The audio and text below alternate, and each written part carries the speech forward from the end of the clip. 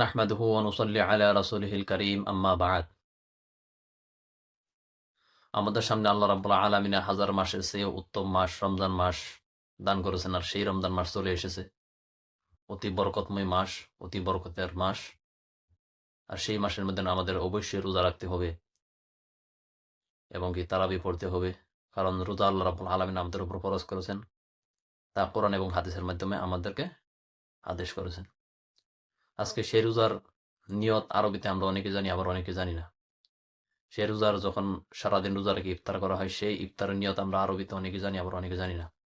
তাহলে যারা আরবিতে জানেন না তাদের জন্য আজকের এই দোয়াটি।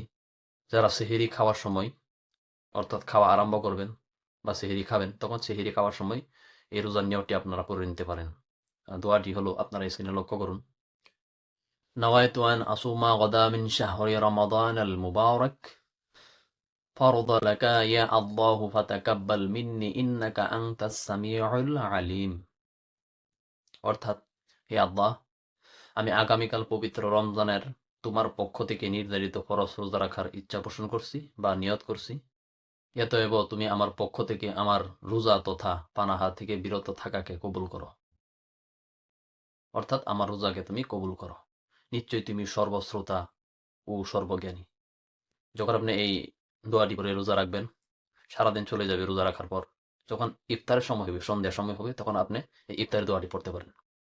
সেই দোয়াটি আপনারা স্ক্রিনে লক্ষ্য করুন। দোয়াটি হলো, বিসমিল্লাহি আল্লাহুম্মা লাকা সুমতু ওয়া আলা রিজকিকা আফতারতু। অর্থাৎ, হে আল্লাহ, আমি তোমার সন্তুষ্টির জন্য রোজা রেখেছি এবং তোমারই দেওয়া রিজিক থেকে ইফতার করেছি। তাহলে আমরা যারা আরবিতে রোজার নিয়ত জানি না, অবশ্যই আমরা এই দুটি দোয়া, সেহরির সময় প্রথমটি এবং ইফতারের সময় দ্বিতীয় দোয়াটি অবশ্যই পড়ব। এই দুইটি দোয়া যদি আমরা 10 থেকে 20 মিনিট চেষ্টা করি, অবশ্যই আমাদের মুখস্থ হয়ে যাবে। তখন আমাদের আজীবনের জন্য এই দোয়াটি কাজে আসবে। তাহলে আসুন আমরা সবাই মিলিয়ে দোয়াটি পড়ি।